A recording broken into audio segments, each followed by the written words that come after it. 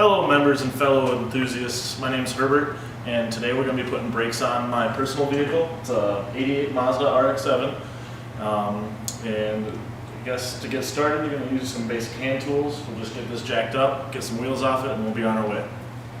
Alright, to get yourself started you're going to need some basic tools. Of course a jack to lift the vehicle, some jack stands, it's very important for safety, you know. Breaker bar and sockets and various wrenches. Alright guys, now once you got the wheel off, you've gotten access to the parts that you're going to be replacing. And we are running into something that's very, very common on many vehicles, whether it be a Honda, Mazda, or what have you. There's a lot of rotors nowadays that are held down by Phillips screws like this. And I can't emphasize how important it is to just grab the right size tip, give it a shot. I mean, if it doesn't crack loose right away, go get an impact one before you ruin your chances in smearing the screw out of that. What an impact screwdriver does is when you strike it with a hammer, it provides twisting force to crack it loose. Once it strips out, beyond that point, I recommend just getting a decent size drill bit and drill the heads of the screws right off. They'll pop right off. You're left without using the screws ever again, unless you drill and tap it again. But needless to say, you'll get the rotor off and you'll be moving forward again. So we're going to crack these loose, get the rotor off, and we'll see you in a bit. Alright, now that I'm ready to take the caliper off, before I do so, my own personal tip that I've done to myself, at least in my professional career working on as a mechanic, a lot of people like to use a special tool to compress the pistons back into the caliper so you have the room to put your new pads in. As you can see, my pad is very, very thin. What I usually like to do before the caliper is off is I like to push the pad, compress the caliper a little bit, and as I'm, replacing the rotor and also replacing the pad anyways, I'm not worried about any damage. So I'm able to kind of just stick a screwdriver there and compress the caliper without any special tools or without worrying about it later. Go over to the other side here, do the same thing. It kind of saves you time in the long run once you try to reassemble it with those thicker pads. Sometimes the pistons don't really leave any room. Alright guys, now that I got the hardware that holds the caliper onto the vehicle removed and I'm ready to take the caliper off, I just wanted to take the opportunity to tell you guys it's always a good idea to possibly jump on a forum, something item specific to your vehicle that will help you be more prepared, because we are prepared to do mine, but as much as I can help you through a video, somebody that's done Civics or any other vehicle that you're working on,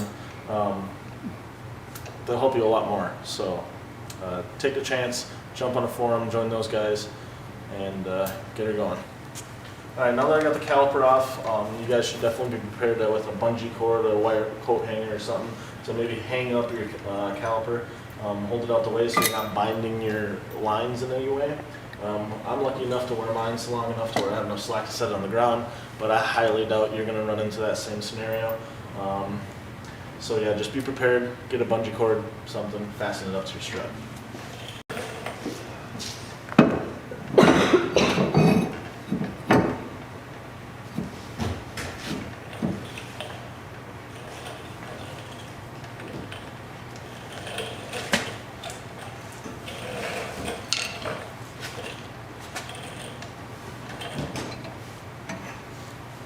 Holy shit, someone's selling 10 Super Street coilovers for $460. Yeah. Alright, now that I got my caliper more apart and the back here as a more traditional caliper setup, I wanted to bring up a few points here. Right here, where the ears of the brake pads ride in the caliper, those are sliding points, and those are definitely obviously places you want very clean and possibly lubed. They do sell some lube packets at any parts store, it's real cheap. But you want to clean those contacts. Right now you obviously see mine are dirty, I haven't done it yet. And there's even little metal clips here you can remove, wire wheel them, whatever way you want to do it. Right now I'm probably just going to wire wheel it while it's still in there. But obviously you want your brake pads to, once they get clamped, you want them to freely back off the rotor as well. So we're going to go and take care of that and continue the next step. Alright, now that we're this deep into replacing the brake system on my car, I only saw it was a good opportunity to replace the brake lines on it. And I went with some stainless braided ones. What I have a rule of thumb with is get some DOT ones. They're regulated that way for a reason. Don't go super cheap. You know, they'll tend to fail a lot more often. We'll get more behind the science on why you want some brake lines later, but until then, I'm just going to continue to get it all together and get it going.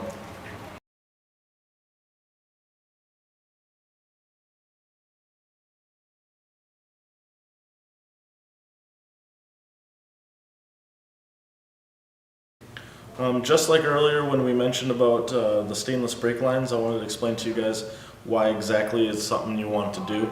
With the rubber lines, they work great. They use them in all vehicles, but any hydraulic pressure that makes it to these, they tend to swell just a little bit, and that's almost wasted energy. When you get a stainless line, it does not swell, and all that wasted energy that would be used in the rubber hose would not happen in the stainless one. All that brake force would make it to the caliper, thereby making your brakes more efficient, your brake pedals more firm. The threshold between telling if you're going to break loose the tires from braking is a lot easier to recognize. So overall, it's just a good idea.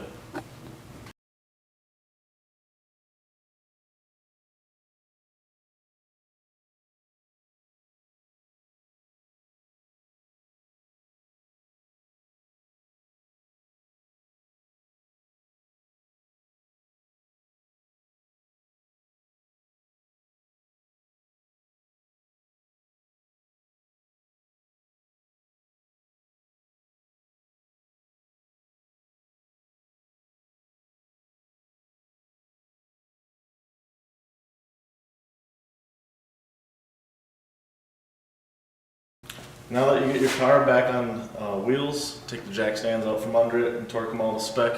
What you're going to want to do is pump up your brakes before you move anywhere. When you compress your caliper, it does make a gap between the pad and the rotor, so what you need to do is pump it up and make sure they're tight. Otherwise you'll go zipping off nowhere, you won't have any brake pressure. But that should take care of you. It should make your fast cars stop fast too. That's the conclusion, I guess.